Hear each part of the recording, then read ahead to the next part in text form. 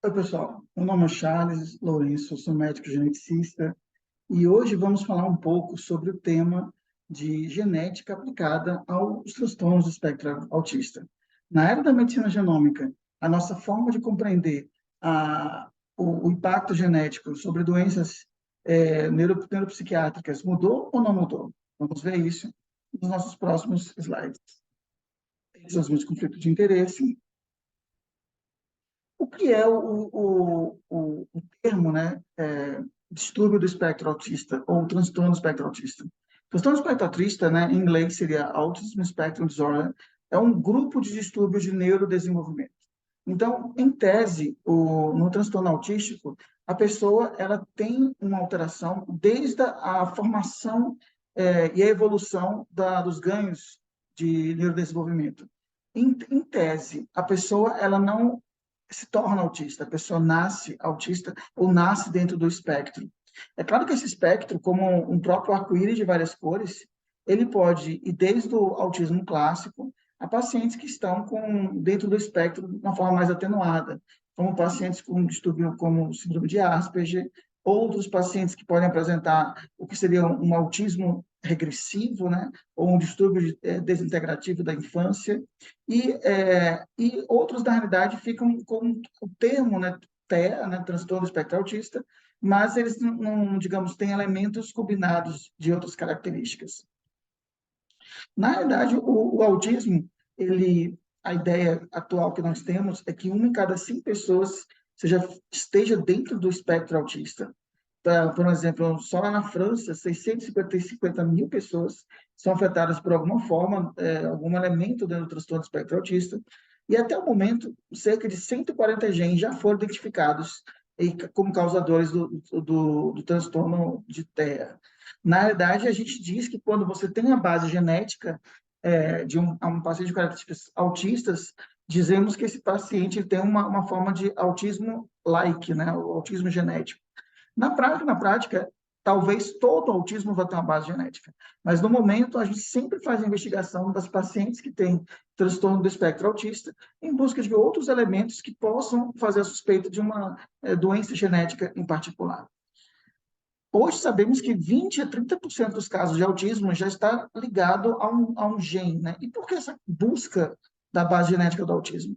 Porque na era da medicina genômica, encontrando a mutação de um gene ligado ao autismo, eu posso hoje empreender as terapias inovadoras, né?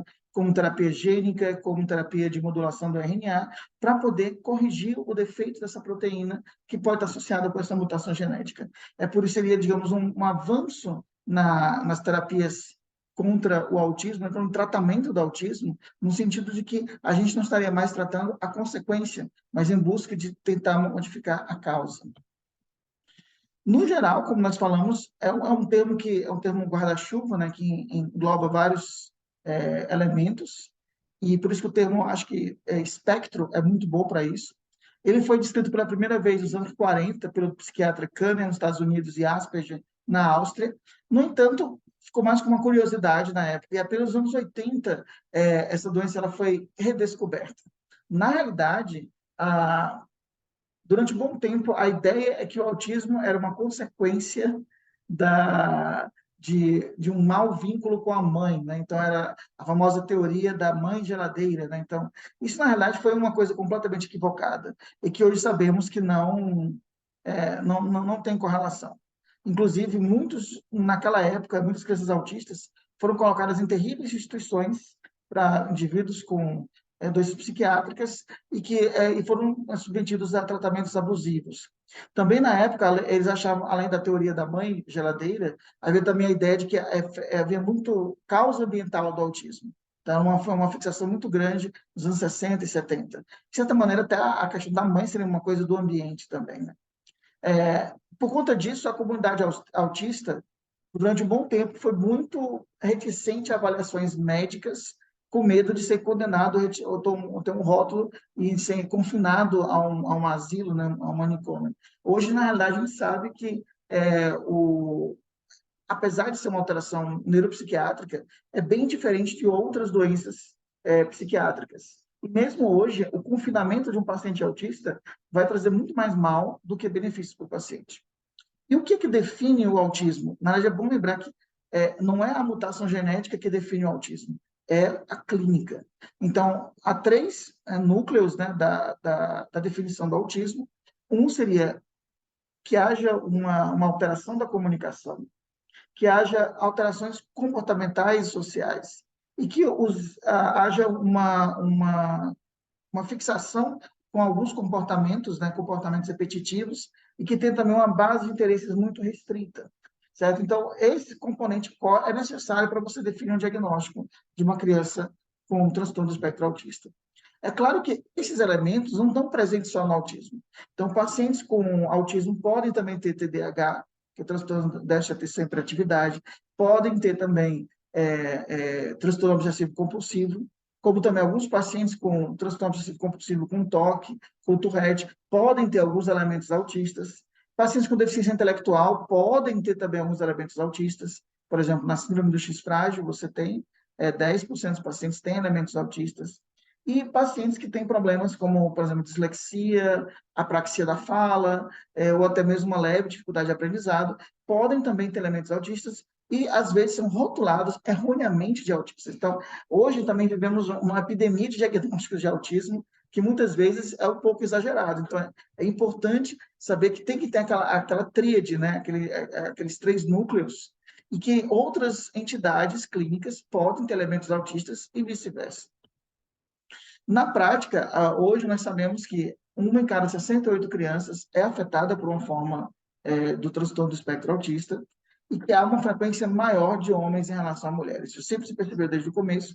E uma das especulações para isso é que haja realmente genes no cromossomo X e que provoquem, e a gente sabe que sim, existem vários genes no cromossomo X que estão associados com o fenótipo de transtorno do espectro autista. Isso explicaria a diferença de prevalência. E hoje temos a identificação, né, do autismo como um grupo de distúrbios, né, no DSM-5.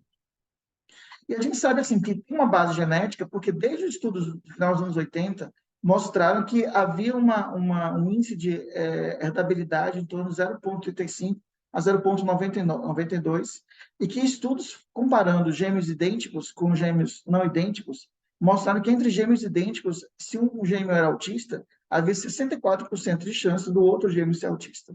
E isso com gêmeos não idênticos não se verificava com tanta... Assim, havia também um risco, né, mas não na mesma, na mesma imponência de quando eram gêmeos idênticos. Então, fala a favor de uma base genética mesmo. E que é interessante que estudos feitos, né, para a Universidade da Califórnia, junto com o pessoal de Utah, lá em Utah, eles têm grandes heredogramas, porque é um estado de origem mormon, então eles valorizam muito saber as raízes familiares. E eles observaram lá que nas grandes famílias que eles estudaram, havia uma recorrência de 8,6%. Se você tinha uma criança com autismo, com espectro autista, havia um risco de 8,6% de ter um outro filho com autismo, e se aquela família já tinha dois ou mais filhos autistas, o risco chegava até 35%. Isso estudando várias genealogias e aplicando vários cálculos matemáticos, reforçando o quê? Que havia, sim, um elemento genético. E o terceiro indicador que é o autismo é genética, que a gente sabe que existem várias síndromes cromossômicas, mendelianas, que têm alteração em genes ou regiões cromossômicas e os pacientes apresentam comportamentos que adentram, né, que preenchem os critérios do diagnóstico de transtorno do espectro autista. E por que essa epidemia, né, de autismo hoje? Você fala que todo mundo está tendo diagnóstico.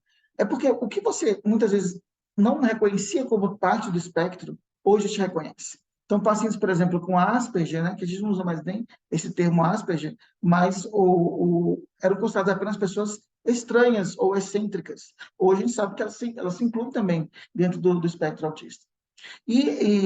Agora, se você olhar a frequência dos autistas, digamos, mais clássicos, né, mais graves, por assim dizer, você vê que a frequência ela ainda se mantém mais ou menos a mesma. Mas eu acho que um dos motivos de ter aumentado o número de diagnósticos é porque agora a gente já conhece melhor os sinais, como também a gente também deve ter cuidado para não diagnosticar, por exemplo, pacientes que têm um transtorno compulsivo como autista apenas porque eles têm alguns elementos do autismo. Tem que ter aquela tríade, né? aquele core. Quando você compara, né, a relação do autismo entre homens e mulheres, a gente vê que realmente há uma prevalência de homens em relação às mulheres, especialmente quando você tem alguma mutação genética envolvida, porque isso favorece a hipótese de, por exemplo, a herança ligada ao X. E a gente sabe que, por exemplo, comparando os grupos dentro do espectro, a gente sabe que pacientes que têm, por exemplo, o exame físico normal, uma ressonância normal, você tem nesse grupo 23 meninos autistas para cada menina. Quando você tem, por exemplo, pacientes com Asperger, a mesma ideia, né?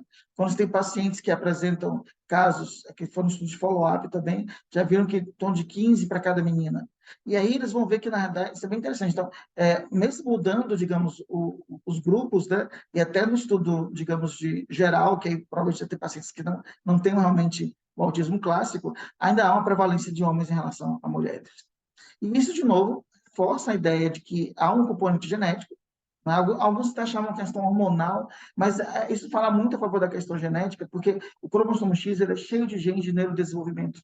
E como as mulheres têm 2 cromossomos X e o homem apenas um, quando você tem uma mutação patogênica num cromossomo X, em um menino, ele vai desenvolver a doença, enquanto que a menina ela pode ou não apresentar sintomas, porque o outro cromossomo X dela pode, digamos, suplantar, né? Ele pode equilibrar-se com esse que tem a mutação, e aí você não ter uma expressão da proteína normal em níveis muito altos. Hoje, talvez, a gente possa encarar o autismo como do ponto de vista genético, né? Como uma combinação de elementos genéticos puros com elementos epigenéticos, em que você tem um efeito do ambiente, com elementos não genéticos, que sim são elementos adquiridos, que aí você pode ter uma hipóxia ao nascimento, uma falta de oxigênio, pode ter uma infecção congênita, que pode levar a lesão cerebral, e aí tem um fenótipo autista também. E a gente sabe que até o momento, né, 40% dos indivíduos com transtorno autista se pode encontrar uma causa genética. Pode ser cromossômica, pode ser metabólica, pode ser genômica.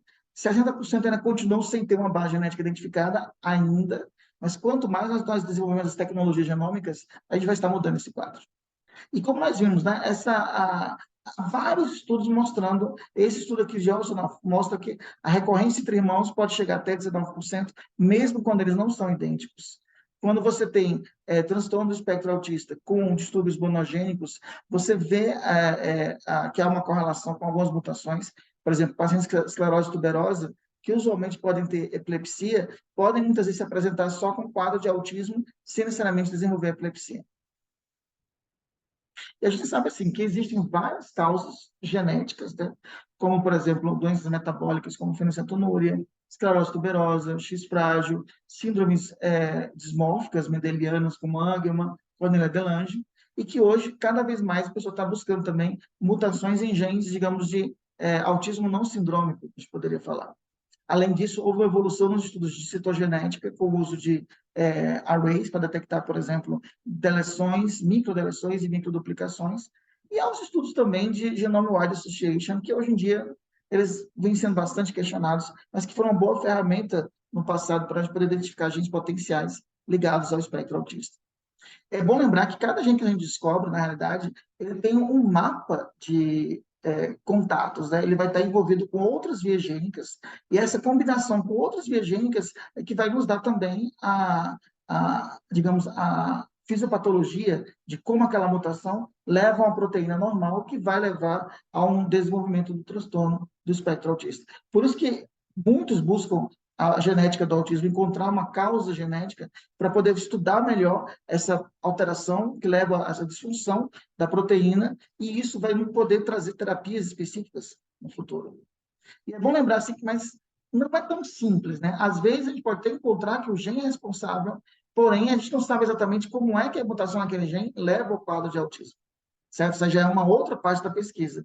E muitas vezes tem que lembrar que a correlação genética e comportamento passa para um maquinário complexo, que é o cérebro, que muitas vezes, não necessariamente, você vai ter uma correspondência, né, da mutação genética com o desenvolvimento de determinado comportamento. Isso é prova, por exemplo, que às vezes na mesma família, a mesma doença genética pode dar em um indivíduo sintomas mais leves, às vezes até ele é considerado assintomático, e outros podem ter uma expressão mais grave da doença. E fatores ambientais. Hoje em dia, a gente tem bem menos, né? Ainda tem o pessoal ainda que acredita que as vacinas podem causar autismo, mas foi completamente soterrada essa ideia. Então, não é a vacina que causa autismo, não, certo? Agora, a gente sabe que, por exemplo, infecções congênitas, a mãe, durante a gravidez, adquirindo a infecção congênita, pode levar a malformações cerebrais, e isso pode resultar no quadro de transtorno do espectro autista, certo? Outras complicações também, como sangramento ao nascimento, hemorragia cerebral, isso pode levar a lesões cerebrais, né, sequelares, que também podem ter um espectro autista também. E é bom lembrar assim, que, além disso, há a ideia epigenética. Né? O que seria a ideia epigenética? Seria a ideia de que eu posso alterar a expressão de um gene sem provocar mutação desse gene. Então, epi, né? Além de. Então, além da genética. Então, no epigenético, o pessoal hoje tem a ideia de que determinadas dietas ou determinadas exposições podem não provocar uma mutação genética, mas podem mudar a forma como aquele gene se expressa, e isso pode passar de uma geração para outra, certo? Então, esses estudos de metilação hoje são bastante utilizados em pacientes que têm, por exemplo, estudos genéticos normais, e eles buscam saber se há alguma alteração de metilação e o fenótipo clínico associado. E isso aconteceu muito porque a gente sabe, por exemplo, que a síndrome de Angelman, que é uma doença em que há uma alteração na metilação, as crianças são muitas vezes rotuladas como crianças autistas, que elas são não verbais, têm pouca comunicação ou ausente, não compactuam, têm crises convulsivas.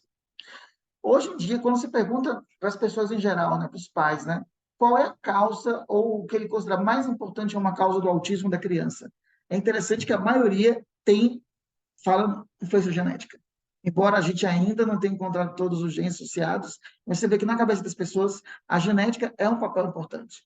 Além disso, gravidez, infecções da infância, vacinas, né? 27% não acreditam na questão da vacina, então isso que a gente teria que mudar ainda. Dieta, certo? E a idade materna também é uma coisa que o pessoal acredita que possa influenciar, pelo menos na percepção que os pais têm. Isso, na realidade, tem uma explicação. Muitas crianças autistas dentro do espectro são frutos de um casamento que, às vezes, os dois genitores têm uma idade avançada, ou às vezes só o homem tem. E há uma associação de idade paterna avançada com mutações no espermatozoide. Essas mutações podem levar a mutações no embrião também. Então, a ideia, como nós falamos, a promessa da genética é que, se a gente conseguir descobrir a base genética dos outros 60% que a gente está buscando, a gente vai poder oferecer terapias específicas, personalizadas para os pacientes que têm um transtorno do espectro autista. E, às vezes, até fazer o estudo genético antes mesmo da criança nascer, ou fazer até seleção de embriões também. E um dado interessante, quando você tem epilepsia no autismo, crianças autistas podem ter epilepsia, mas é bom lembrar que, se você tem epilepsia e autismo, isso usualmente tem uma causa orgânica, então tem que ser investigado, certo? A gente está tentando diferenciar o autismo, digamos, sindrômico, que você tem outros elementos além daquela tríade, como, por exemplo, epilepsia, alterações no sistema nervoso central, alterações comportamentais dismórficas. Então, tudo isso é importante considerar, porque aí reforça que tem uma base genética. E, assim, existe um termo que seria o autismo regressivo versus o distúrbio desintegrativo. Né? Hoje a gente sabe que, na realidade, algumas crianças com transtorno espectro autista parece que vão bem nos primeiros meses de vida e que vão ganhando, que eu lembro que a gente falou que você não se torna autista, você nasce autista. Mas parece que algumas crianças desenvolvem um tipo de autismo por uma regressão de habilidades. Que às vezes nos primeiros meses tem interação boa com o pai, com a mãe, está começando o processo de relação e, de repente, a criança estagna, perde o contato visual e aí fica com um quadro, digamos assim, estático durante os próximos meses ou mesmo anos. É diferente, por exemplo, do distúrbio desintegrativo, em que a criança acumula muito mais habilidades e vai perdendo todas elas. No final, ela pode ficar com um quadro que lembra bastante o autismo, mas ela galgou mais desenvolvimento. Isso acontece muito na síndrome de Saint-Philippe, em que esses pacientes que têm uma forma de mucosacaridose, eles podem desenvolver um quadro que é confundido com autismo, mas que, se analisar bem a história clínica, é diferente, certo? Ele não era daquele jeito, ele se tornou. E, assim, a gente sabe que o diagnóstico do autismo tem vários testes a serem feitos, né? Então, como nós falamos, é bom comparar o autismo ou o TEA isolado do TEA Plus, né, que seria o TEA sindrômico que eu estou falando, mas acho que é melhor falar TEA+, que você avalia características dismórficas, avalia exame neurológico, se tem epilepsia ou outros sintomas, avalia se tem, por exemplo, uma cabeça grande ou uma cabeça pequena, especialmente quando os pais não têm alteração no perímetro cefálico, se tem alterações cutâneas, né, porque na esclerose tuberosa você tem alguns rachados cutâneos, e na neurofibromatose tipo 1, você pode ter alguns pacientes dentro do espectro autista também, e na neurofibromatose as máculas café ao leite podem ser uma excelente pista. Além disso, né, a gente sabe que quando você vai fazer análise de um paciente com autismo do ponto de vista genético, é muito importante você descartar síndromes. Então, o cariótipo ajuda, mas você vê que é 3% dos casos. O array é muito importante, 10% dos casos, porém, em torno de 14% você vai ter causas monogênicas, em que aí você tem que fazer ou estudo específico do gene, como, por exemplo, do X frágil, porque você tem que fazer um teste da expansão do X frágil, ou você pode fazer um painel multigênico, em que ele tem vários genes associados com transtorno do espectro autista. Ou você pode fazer uma ferramenta mais avançada, que seria o sequenciamento completo de exoma. E assim, mas ainda assim, com todas as tecnologias, ainda estamos tentando quebrar, né, quebrar o mistério do transtorno do espectro autista. E para isso, estamos evoluindo agora para fazer genomas e fazer até transcriptomas, né, analisar como a expressão do RNA em busca desses outros 60% que nós não encontramos a causa genética ainda. Mas lembre que, na realidade, é uma combinação.